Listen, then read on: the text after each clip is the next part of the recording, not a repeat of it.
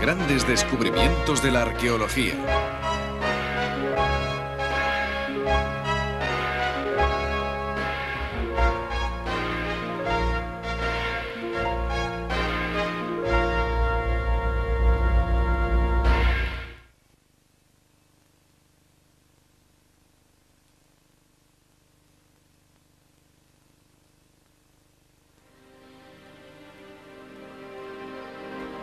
Hubo en la antigüedad un reino que nació y prosperó gracias al comercio y a la producción de especias raras y muy solicitadas. Incienso, mirra, esencias de sublime perfume. Esta es la historia de la región de Saba, de su legendaria reina, de un pueblo que prosperó gracias a su afortunada situación geográfica y al aprecio que los habitantes de las riberas del Mediterráneo sentían por sus productos. La historia de su declive, debido a un descubrimiento científico y a la implantación del cristianismo. Un pueblo y una región que los romanos llamaban Arabia Felix.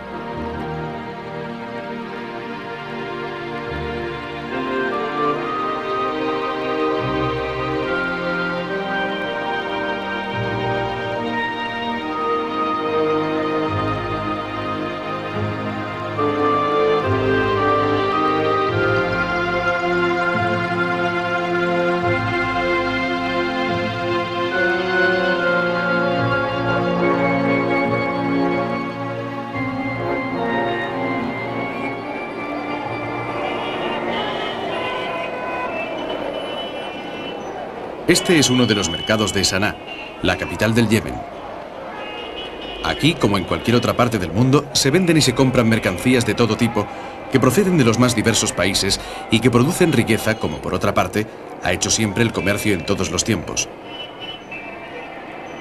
Al igual que los yemeníes, ninguno de nosotros se pregunta el trabajo que ha costado hacer llegar hasta nuestra casa las mercancías que consumimos cotidianamente a bordo de aviones, barcos mercantes o camiones.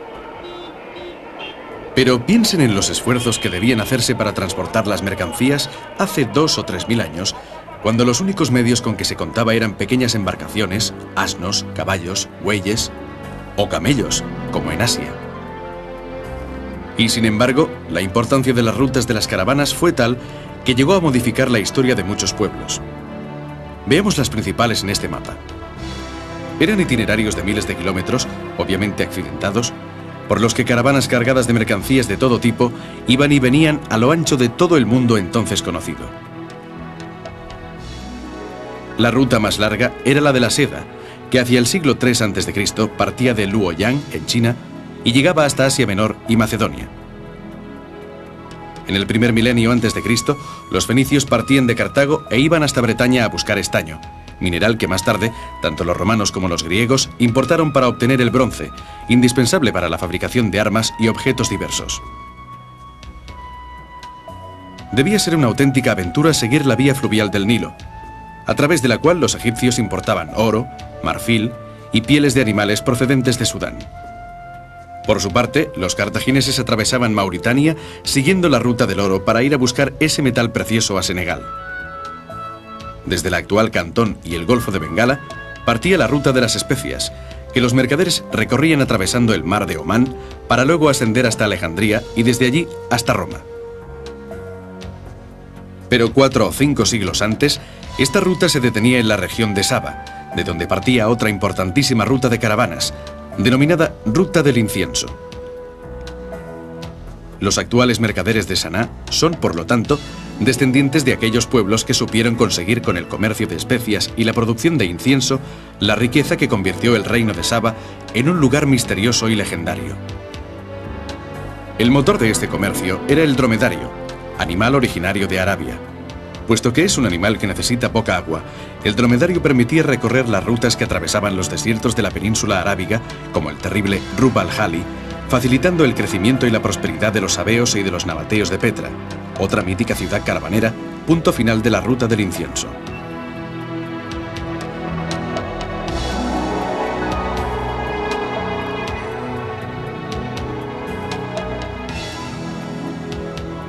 Los romanos llamaron a esta región Arabia Felix. En realidad, con este nombre tan evocador, era como habían rebautizado el legendario reino de Saba, que para ellos representaba a Arabia. Pero, ¿por qué Félix? feliz.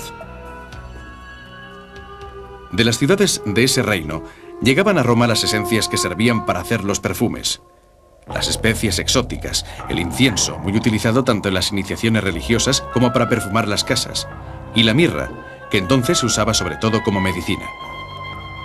Siendo así, ¿qué otra imagen podían tener los romanos del pueblo que producía y comercializaba tales alegrías de la vida, sino la de un pueblo feliz?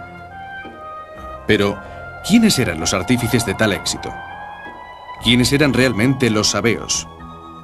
Para saberlo, debemos hacer un largo viaje partiendo de Saná, la perla del Yemen. En su rico museo arqueológico están expuestas valiosas piezas que nos ayudarán a descubrir las raíces de estas gentes. Según la tradición, la ciudad fue fundada por Sem, hijo de Noé, que la llamó Medinat Sem, ciudad de Sem. Más tarde, su nombre pasó a ser Hazal, tal como la Biblia señala, y por último, Saná, la fortificada. Nómadas en un principio, en torno al cuarto milenio antes de Cristo se formaron nuevas estructuras sociales que propiciaron la estabilidad y, en consecuencia, el poblado, y se difundieron la agricultura y la ganadería. En las zonas más favorecidas por la geografía y el clima nacieron núcleos habitados. En el siglo XII a.C. se introdujo una nueva cultura, originaria tal vez de la denominada Media Luna Fértil, es decir, de Jordania Oriental e Irak Meridional. Fueron precisamente los recién llegados quienes impusieron el uso del dromedario, provocando con ello que la región asumiera un papel fundamental en la conexión entre China e India por una parte y los pueblos del Mediterráneo por otra. Retrocedamos hasta el año 1000 a.C. aproximadamente. 4 reinos coexistían a lo largo de las rutas comerciales disputándose su dominio. El más importante de ellos era, como ya hemos dicho, el reino de Saba, que duró cerca de 14 siglos a partir del año 1000 a.C., y que floreció mucho antes del inicio de la historia escrita. El Antiguo Testamento ya lo menciona al referirse a la visita que Balquis, la reina de Saba, hizo al rey de Israel, Salomón, para ponerlo a prueba con sus enigmas. Al margen del relato que encontramos en las Sagradas Escrituras, es muy probable que la reina de Saba visitara al rey Salomón para estrechar sus relaciones comerciales. Ella controlaba la ruta del incienso, en el sur, mientras que él era el señor del comercio en el norte. Pero volvamos con los sabeos. Como ya hemos visto, gran parte de su fama se debía a la producción y al comercio de especias y aromas. Estas esencias, en particular el incienso y la mirra, son resinas de plantas que por sus particulares exigencias ambientales crecen tan solo en las costas meridionales de Arabia y en las septentrionales del Cuerno de África. Por tanto, además de la producción interna del sur del país, los sabeos también adquirían esas esencias en la vecina Etiopía para ampliar así, como buenos empresarios que eran, el volumen de sus negocios. De hecho, además de colocar esos productos en Roma, también consiguieron venderlos a los egipcios que los utilizaban en la momificación para preparar dignamente a sus difuntos para el viaje al más allá. No satisfechos de sus ya pingües ganancias, las incrementaron con el comercio, no menos provechoso, de objetos preciosos adquiridos en la India y Extremo Oriente, que luego revendían a los pueblos del Mediterráneo. Y ahora, tras haber desvelado el secreto de su éxito, seguiremos contándoles su historia. Para ello, nos desplazaremos hasta Siruá, o mejor dicho, hasta sus ruinas, para reencontrar la primera capital de los sabeos. El gran templo dedicado a Al-Maká, el dios Luna, domina el conjunto. Tal vez los 5 monolitos que vemos constituían originariamente el propileo, es decir, el pórtico anterior a las puertas del templo. La parte frontal fue destruida, mientras que el muro se ha completado con fragmentos modernos.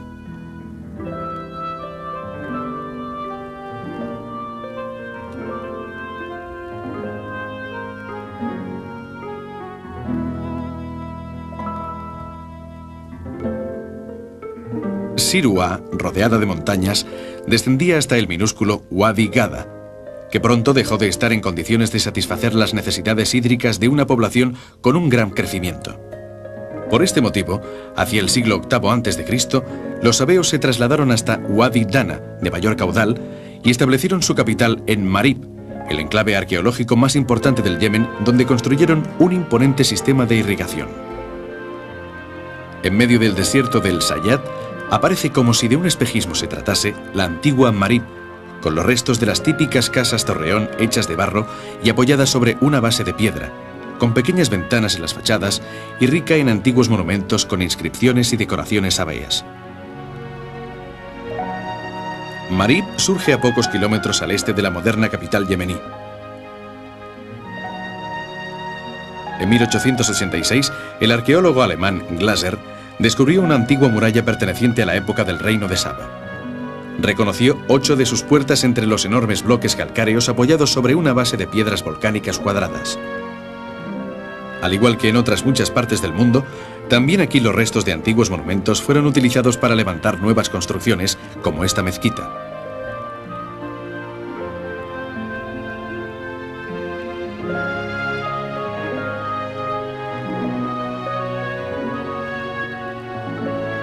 Lo que queda de la antigua Marib está hoy habitado solo por 3 familias yemeníes, de las que forman parte estos niños. Marib es la reina de las ciudades, una diadema en la frente del universo. Así la describió el geógrafo griego Estrabón en el siglo I a.C. Otro ejemplo de ostentación de riqueza de los sabeos lo encontramos 6 kilómetros al sureste de Marib. Es el Mahram Balkis, que significa Templo de Balkis, la reina de Saba.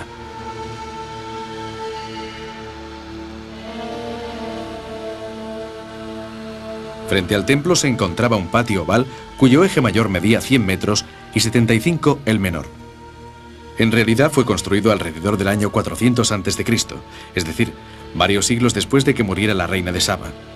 En sus orígenes era conocido como templo de Awam y estaba dedicado al mencionado dios Luna, Al-Makah.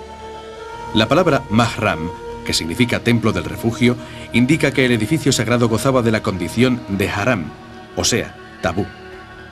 Eso quiere decir que los perseguidos, con independencia de los motivos de la persecución, podían refugiarse en su interior y gozar de inmunidad territorial.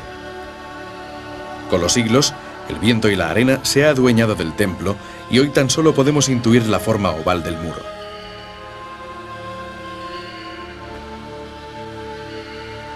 Al-Makah, el dios Luna, era el dios principal de los sabeos, junto con la diosa Sol, Shams, y su hijo, el dios Atar, que correspondía a Venus, cosa algo extraña para nosotros los europeos.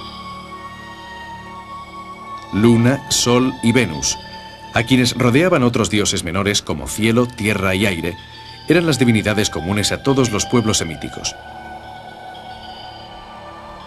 La preeminencia del culto lunar sobre el solar es fácilmente comprensible. En las regiones desérticas el sol causa sequía y aridez, mientras que la luna trae frescura y alivio.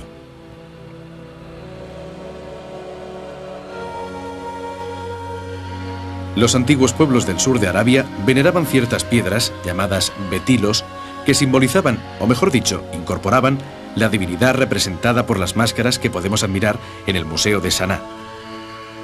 Pero volvamos con Al-Makah. En Marib hay otro templo dedicado a él, el Arsh Balkis, el trono de Balkis, la legendaria reina. Quedan en pie 5 pilares monolíticos de sección cuadrada, más un 6º pilar incompleto.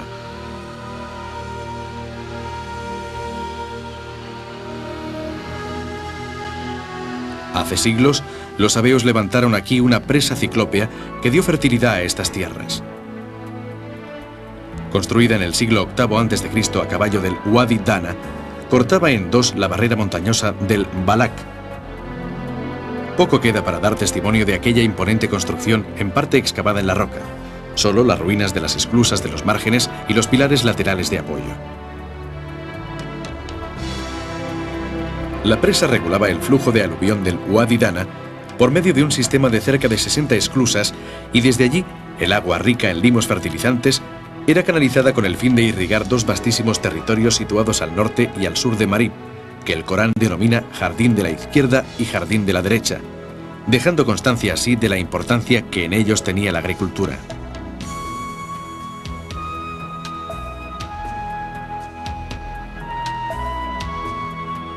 Durante más de 1000 años, la presa, que superaba los 600 metros de longitud, hizo fértiles más de 300 kilómetros cuadrados de campos, alimentando a una población que, al parecer, alcanzaba las 300.000 personas.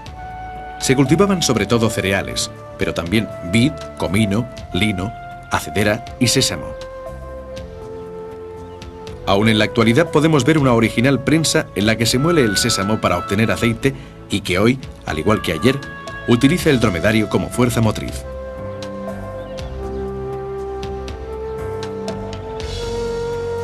En esta zona existían incluso plantaciones de palmeras que en plena ruta del incienso eran un alivio para las caravanas que las atravesaban.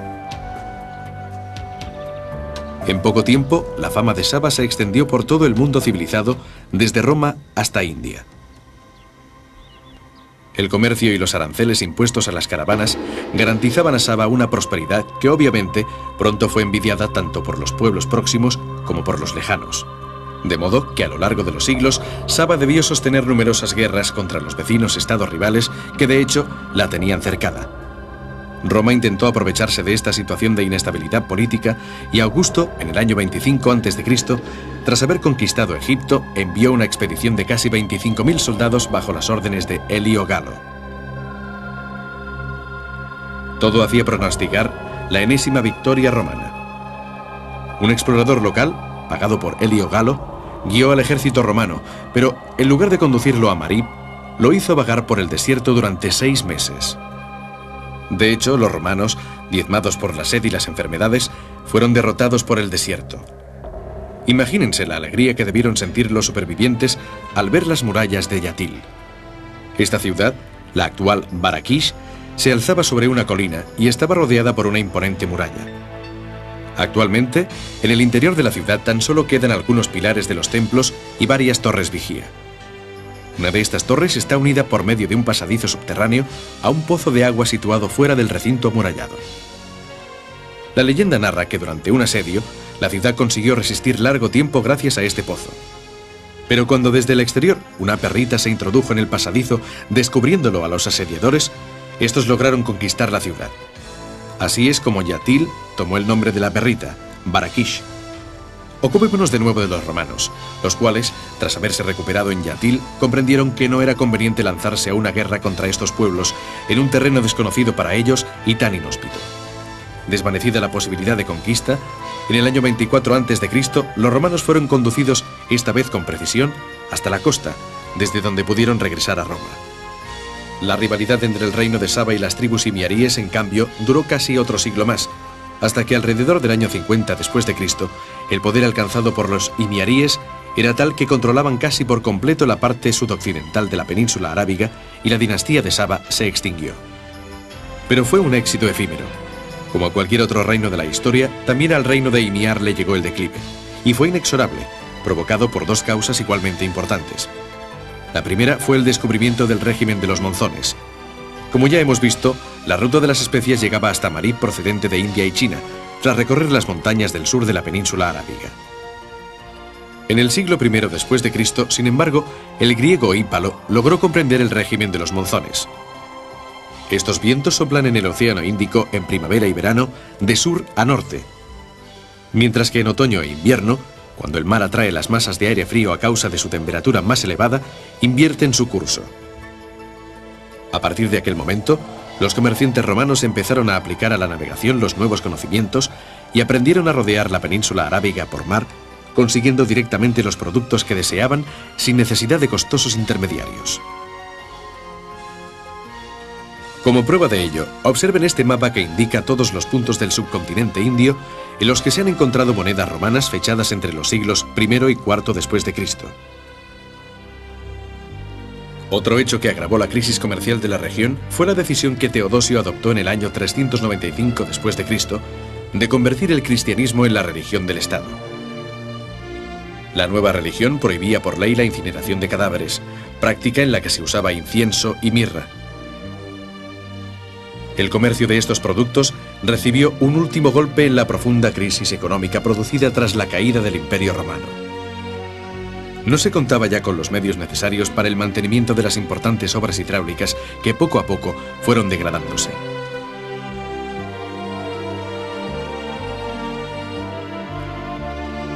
En poco tiempo se produjo un cambio radical. El nuevo soberano, Du-Nawas, optó incautamente por convertirse al judaísmo e inició la persecución de las comunidades cristianas que se habían constituido en el país ya en el siglo IV. Los etíopes, fieles al cristianismo, acudieron en ayuda de los perseguidos en el año 525, ocuparon el territorio y lo transformaron en virreinato etíope, influido profundamente por el cristianismo monofisita sostenido por Bizancio. Pero hacia el año 575, una nueva invasión, esta vez de los persas, incorporó la región al mundo islámico, al que aún hoy pertenece.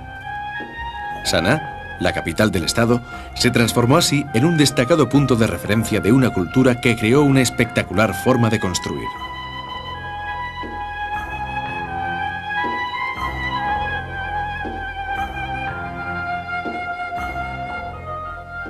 En Shibam, al sur del país, podemos admirar mejor que en ningún otro lugar las nuevas y elaboradas estructuras arquitectónicas, cuyo estilo estuvo condicionado por los acontecimientos históricos. Fue precisamente la sensación de constante amenaza la que indujo a los yemeníes a dar a sus casas forma de torre. Las construcciones de este tipo no solo facilitaban la defensa, sino que proporcionaban una amplia perspectiva sobre el territorio circundante. Otra razón para construir las casas a lo alto en lugar de hacerlo a lo ancho fue la necesidad de dejar libre para el cultivo la mayor extensión de terreno posible.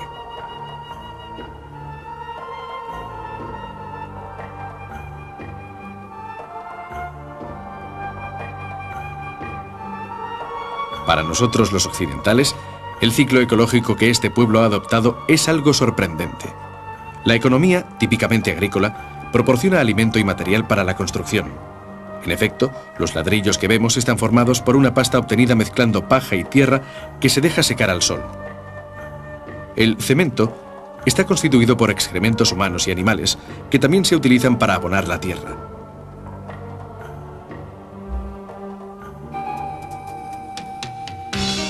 La civilización islámica ha producido aquí una arquitectura maravillosa de la que podemos admirar algunas obras maestras en los alrededores de la ciudad, como el Palacio de Dar al-Ayar, residencia de verano del imán Yahía a comienzos de siglo.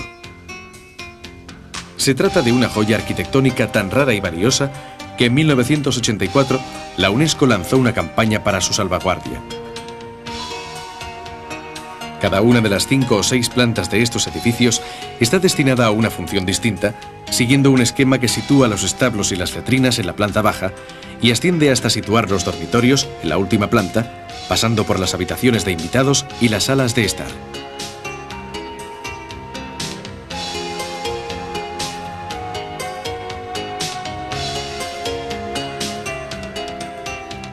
El pueblo yemení no ha perdido su tradicional gallardía. Un símbolo de ese antiguo orgullo es la jambía, el puñal curvo típicamente islámico que todo varón yemení recibe de sus padres al cumplir 14 años y que llevará al cinto durante toda su vida.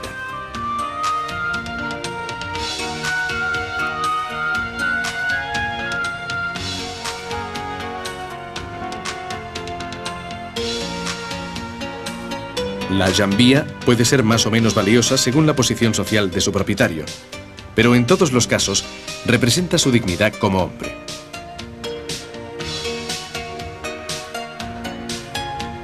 Otros rastros de las antiguas raíces de este pueblo, nacido del mito de los perfumes y de los aromas embriagadores, los encontramos en la difusión de los nuevos productos de estas tierras.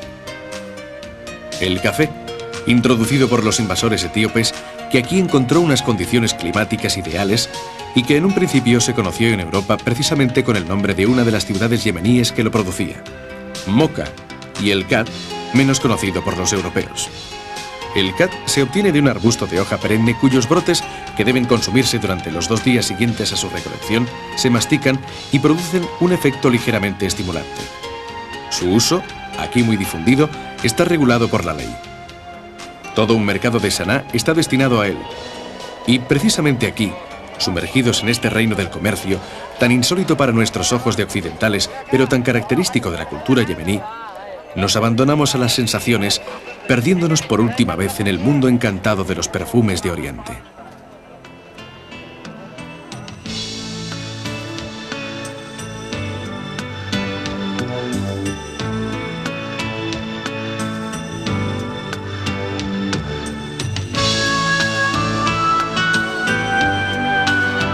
Bronce, indispensable para la fabricación de armas y objetos diversos. Debía ser una auténtica aventura seguir la vía fluvial del Nilo. a través de la cual los egipcios importaban oro, marfil y pieles de animales procedentes de Sudán. Por su parte, los cartagineses atravesaban Mauritania siguiendo la ruta del oro para ir a buscar ese metal precioso a Senegal. Desde el actual Cantón y el Golfo de Bengala partía la ruta de las especias, que los mercaderes recorrían atravesando el mar de Omán para luego ascender hasta Alejandría y desde allí hasta Roma. Pero 4 o 5 siglos antes, esta ruta se detenía en la región de Saba, de donde partía otra importantísima ruta de caravanas, denominada Ruta del Incienso. Los actuales mercaderes de Saná son cuando los únicos medios con que se contaba eran pequeñas embarcaciones, asnos, caballos, bueyes o camellos, como en Asia. Y sin embargo, la importancia de las rutas de las caravanas fue tal que llegó a modificar la historia de muchos pueblos. Veamos las principales en este mapa. Eran itinerarios de miles de kilómetros, obviamente accidentados, por los que caravanas cargadas de mercancías de todo tipo iban y venían a lo ancho de todo el mundo entonces conocido. La ruta más larga era la de la seda, que hacia el siglo III a.C. partía de Luoyang, en China, y llegaba hasta Asia Menor y Macedonia. En el primer milenio antes de Cristo, los fenicios partían de Cartago e iban hasta Bretaña a buscar estaño, mineral que más tarde, tanto los romanos como los griegos, importaron para obtener el incienso, mirra, esencias de sublime perfume. Esta es la historia de la región de Saba, de su legendaria reina, de un pueblo que prosperó gracias a su afortunada situación geográfica y al aprecio que los habitantes de las riberas del Mediterráneo sentían por sus productos. La historia de su declive, debido a un descubrimiento científico y a la implantación del cristianismo. Un pueblo y una región que los romanos llamaban Arabia Felix.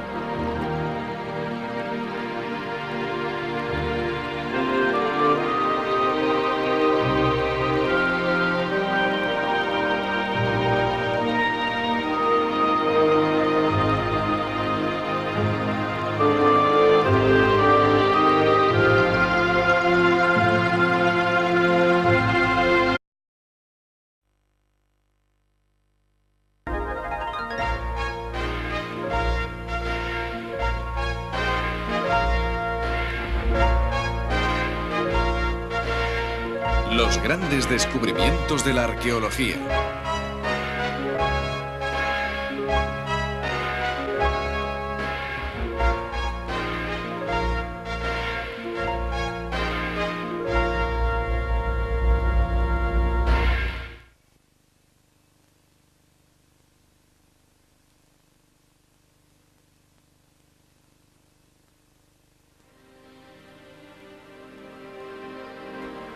Hubo en la antigüedad un reino que nació y prosperó gracias al comercio y a la producción de especias raras y muy solicitadas.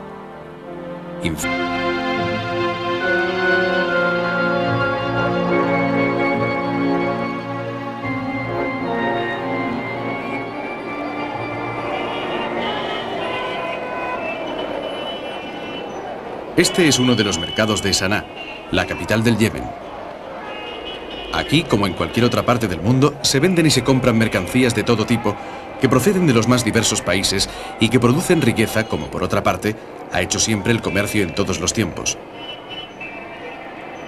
Al igual que los yemeníes, ninguno de nosotros se pregunta el trabajo que ha costado hacer llegar hasta nuestra casa las mercancías que consumimos cotidianamente a bordo de aviones, barcos mercantes o camiones.